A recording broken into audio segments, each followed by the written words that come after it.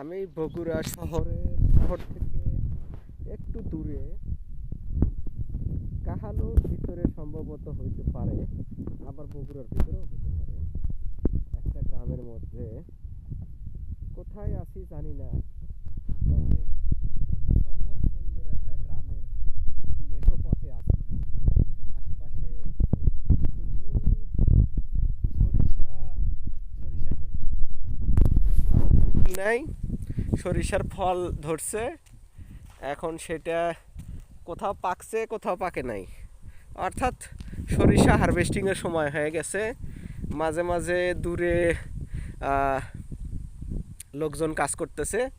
তবে সবচেয়ে ইন্টারেস্টিং যে মানে বিষয়টা, আমি আসার সময় দেখলাম একটা মহিলা দুইটা বাচ্চা নিয়ে ভাত রেডি করে নিয়ে, আমরা যেটাকে বলি ভাত বাইন্ধে নিয়ে ক্ষেতের ভিতরে যাচ্ছে। তো মহিলা মানুষ, এই জন্য ভিডিও টিডিও করি নাই। তবে এটা খুবই ইন্টারেস্টিং একটা ব্যাপার। এই ব্যাপারটা মানে আগে, আজ থেকে 20-25 বছর আগে এই জিনিসটা খুব দেখা যাইতো। এখন গ্রামের মধ্যেও এই জিনিসটা রেয়ার।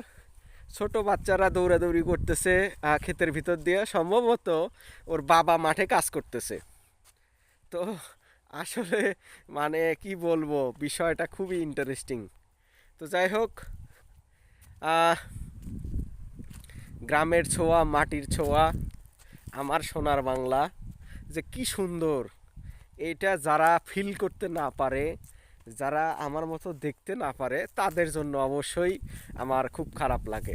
যে দেখা উচিত, নিজের দেশটাকে দেখা উচিত, আমার দেশটা কত সুন্দর।